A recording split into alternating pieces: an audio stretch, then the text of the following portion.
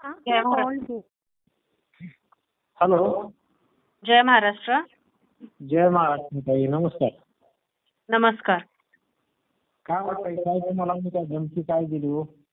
काय काय आम्ही काय तुम्हाला धमकी वगैरे काय दिली का म्हणलं? रात्री कॉल केला अजून कोण एक जण लाईन वरती आहे?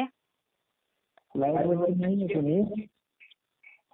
नाही, कॉल कसा आहे ना, कॉल होल्ड वर ठेवलेला आणि नंतर पुन्हा तो रिट्रीव्ह केलेला ते कळतं मला.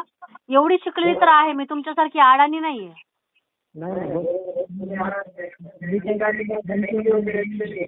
तुम्ही फोन एकदा स्पीकरवरतून काढा किंवा ज्यांच्यासोबत कॉल कॉन्फरन्स केलाय तो काढा. आणि तुम्ही सातत्याने काय मगाशी फोन केलात आणि मगाशी फोन करून काय केलात, गाणं लावलात. हा, मला एक मिनिट ऐकून घ्या ना. तुम्ही फोन स्पीकरवरतून काढा. अगोदर आधी फोन स्पीकरवरतून काढा. 1000 लोकांना बोलायला होता का तुम्ही? काय कोणाला बोलायला लावलं मी? नाही, माझं बोलणं 1000 लोकांना तुम्ही ऐकायला लावता का म्हटलं? नाही, बिलकुल नाही ना. पण मी काय तुम्हाला काय बोललो का? वेळेवाकडे कालच्या कॉल तुम्ही तुम्ही जो कॉल मी जेव्हा तो सोशल मीडियावरती टाकला तेव्हा त्या कॉलवरती सुरुवातीला काय होतं की तुम्हाला काय होईल, त्रास होईल. त्रास होणार असं बोललेलं नाही. तुम्ही आणखी ते रेकॉर्डिंग चेक करा ना. बरं, तुम्ही आता मला फोन कशासाठी केलाय ते सांगा. एवढंच करायची फोन. तुम्ही जे टाकलंय का नाही तुम्ही? हा, हॅलो. तुम्ही जे टाकलंय ते मी समजा मी काय तुम्हाला काय याच्यामध्ये तुम्हाला धमकी दिली किंवा तुमच्या ते मला युट्यूबला वगैरे येत आहेत ना? येत असतील. हा, मग तुम्हाला धमकी दिली. तुम्ही अगोदर फोन स्पीकरवरतून काढा. तुमचा आवाज जो घुमतोय ना, तुमचा कालचा आवाज आणि आजचा आवाज कळत नाहीये. तुम्ही इतर कोणाला तरी बोलायला देत असाल किंवा तुमच्या फोनवरून दुसरं कोणीतरी बोलत असेल. तुम्ही एकदा माझा कॉल होल्डवर ठेवतात, नंतर रिट्रीव्ह केलात. पुन्हा आता अजून आवाज वेगळाच येतो आहे. पुन्हा आता जर अशा हे सगळं तुम्हाला खेळायचं असेल तर मी रिकामीच आहे बघा. रात्रभर मी तुमच्याशी बोलत बसेल. सांगा काय करायचंय? बोला तुम्ही. बरोबर आहे, पण तुमचं जे ऐका नाही, तुम्ही जे म्हणलात ना मला धमकी दिली, मी त्याच्यामध्ये तुमचा उद्देश धमकी देण्याचाच होता ना. तुम्ही एका पुण्याचा मला एक सांगा, ऐका. तुम्ही तुमचा उद्देश तोच होता की मला धमकी देण्याचा. तुम्ही तुमच्या कॉलच्या स्टार्टिंगला काय आहे, काही तशा पोस्ट काउंट करायला त्रास होईल ना असंच बोलला होतात ना तुम्ही.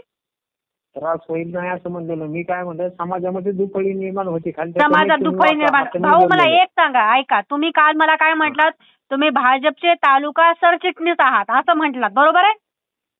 एक मिनिट ऐकून घ्या मी काय म्हणतो. तुम्ही काल काय म्हटला होतात मला की मी बाप्पा खाडे भाजपचा तालुका सरचिटणीस बोलतोय असं तुम्ही म्हटलात. मग तुम्ही बाप्पा खाडे भाजपचा तालुका सरचिटणीस आहात तर तुमच्याच भाजपचा संतोष देशमुख यांना इतकं मारून मारून मारून त्यांचा खून केला. तुमच्यामध्ये माणुसकी जिवंत आहे की माणुसकी तुमच्यातली मेली? जेव्हा त्या संतोष देशमुखने पाणी पाणी पाणी मागितलं तेव्हा त्या वाल्मिक कराडच्या माणसाने जे आज जेलमध्ये आहेत त्या लोकांनी म्हणजे मूत्र विसर्जित केलं त्या माणसाचे. म्हणजे मला मी लघवी म्हणेल एकदम गावठी भाषेमध्ये. त्याच्या तोंडामध्ये लघवी केली. तो तुमचा भाजपचा सरपंच असून सुद्धा तुमच्या पंकजा मुंडेचा ज्या माणसांनी सत्कार केला, तुमच्या पंकजा मुंडेचं ज्या माणसांनी काम केलं, तुमच्या नमिता मुंडेचं ज्या माणसांनी काम केलं, तुमच्या सगळ्या भाजपच्या लोकांचं ज्या माणसांनी काम केलं, त्या माणसाला एवढं निर्घुणपणे म्हणजे मारलं त्या संतोष देशमुखला. आम्ही तुमच्या पक्षाचे नसताना सुद्धा आम्ही माणूस म्हणून जर त्याच्यावरती मागच्या 1.5 महिना झाला आम्ही त्याच्यावरती आवाज उठवतोय तर आम्ही आवाज उठवतो म्हणून तुम्ही तुमची जात प्रिय म्हणून तुम्ही एका आरोपीचं तुम्ही समर्थन करण्यासाठी किंवा तुम्ही जातीमध्ये दुफळी निर्माण करण्याचा म्हणून तुम्ही फोन करताय. तुम्हाला लाज वाटत नाही का? तुम्हाला शरम वाटत नाही का? आणि पुन्हा अजून तुम्ही आज मला फोन केला. ऐकून तर घ्या ना तुम्ही. आम्ही जातीचे वगैरे कुठलंही समर्थन करत नाही. काल तुम्ही काय म्हटलात वाल्मिक अण्णानं 200 पोरीचं लग्न केलं. तुमच्या अण्णांनी काय लोकांच्या शेतामध्ये जाऊन नांगर धरून काय पोरींचे लग्न केले नसेल? याची त्याची खंडणी मागूनच तर त्यांनी लग्न केली असेल. मला बोलायला लावू नका. काल मी तुम्हाला प्रेमानं बोलत होते, आताही मी तुम्हाला प्रेमानेच बोलते. जर तुम्हाला माझं संतोष देशमुखला ज्या पद्धतीनं मारलं आणि ते सगळं बघून जे आमचं रक्त खवळलेलं आहे, जे आम्ही शांत करण्याचा प्रयत्न करतोय, पण जर तुमच्या अशा फोननी आमचं पुन्हा जर रक्त उफाळून येत असेल तर तुम्हाला उफाळलेल्या रक्ताच्या त्या म्हणजे अग्नीसारखंच तुम्हाला ऐकायला मिळेल. तर तुम्ही ठरवा, तुम्हाला तुम्ही सातत्याने फोन करणार मला, तुम्ही माझ्याकडून ऐकून घेणार आणि तुमचे कॉल सगळ्या सोशल मीडियावरती टाकणार, हे पाहिजे का तुम्हाला? सोशल मीडियावरती लोक तुम्हाला घाण बोलणार, हे सगळं तुम्हाला पाहिजे का? नाही ना, बोलू द्या ना. आता बोलणार घाण तर बोलले त्याची ना, पहिलेच बोलले ते ना घाण. मग तुम्हाला लाज वाटली नाही का तुम्ही मला फोन करायला? हे तुमचे संस्कार आहेत का की तुम्ही एकतर तुमच्यामध्ये थोडीशी तरी माणूस की तुम्ही इतके निर्लज्ज माणसं आहात का? याच्यासाठी तुम्हाला भाजपचं सरकार पाहिजे होतं का की एखाद्या माणसाचा खून पचवण्यासाठी किंवा त्या खुनावरती किंवा एखाद्या माणसाचा खून पचवण्यासाठी तुम्हाला सरकार हवं होतं का? एखाद्या माणसाचा त्या आरोपींची तुम्ही बाजू घेण्यासाठी तुम्ही हे केलात का? कुठच्या आरोपीची बाजू घेतली आम्ही? कुठच्या आरोपीची बाजू घेतली? आरोपी आहे म्हणूनच तो आज जेलमध्ये आहे ना, वाल्मिक कराड. आरोपीला फाशी. काल मी त्याचं नाव घेतलं होतं. मी आज तुम्हाला त्याचं नाव घेते. तुम्ही मला फोन करायचा नाही, पुन्हा मी सांगते. नाहीतर तुम्ही मला सातत्याने फोन करताय, तुम्ही मला मानसिक त्रास देताय, तुम्ही माझी मानसिक छळवणूक करताय. म्हणून मी तुमच्याबद्दल पोलीस तक्रार करेल आणि तुमच्या देवेंद्र फडणवीसने जर पोलीस तक्रार घेतली नाही तर मी देवेंद्र फडणवीसच्या दारामध्ये ठाण मांडून बसेल.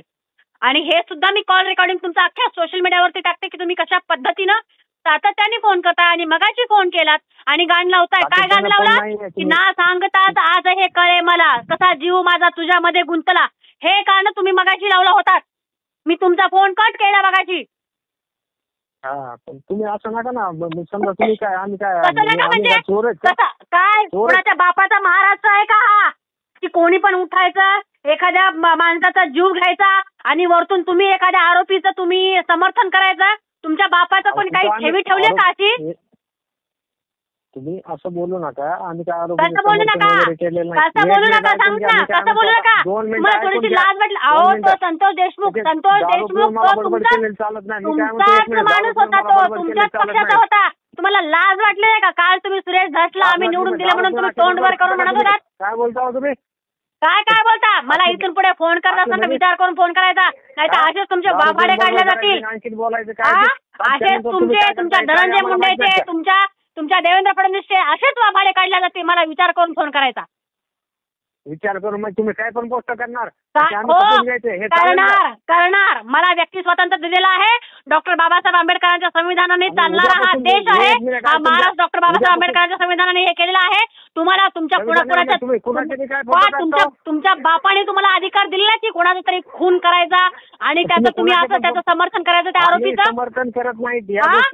म्हणून तर काल त्या वाल्याचा तुम्ही म्हणून तर तू काल त्या वाल्याची मी तुला आतापर्यंत आहोजाव करत होते म्हणून तर काल तू त्या वाल्याची बाजू घेत तू हे केला होतास ना, फोन केला होतास मला आणि पुन्हा आता माझं तू रक्त खवळलास.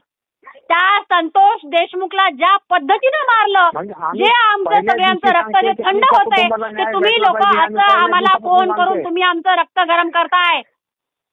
आणि करा हे जे बोलता तुम्ही चुकीचं. हो तू मान्य कर तुझी चूक आहे. अरे तुझा तो वाल्मिक कराड किती चांगला आहे, किती धुतल्या तांदळाचा आहे, तो किती समाजकार्य करणार आहे हे सुरेश धसांनी सांगितलेलं आहे. ठीक आहे चालेल. मला इथून पुढे जर फोन आला तर मी डायरेक्ट देवेंद्र फडणवीसच्या घरी जाईल. मग मी तुला आता सांगते. ठीक आहे चालेल. ठेव फोन.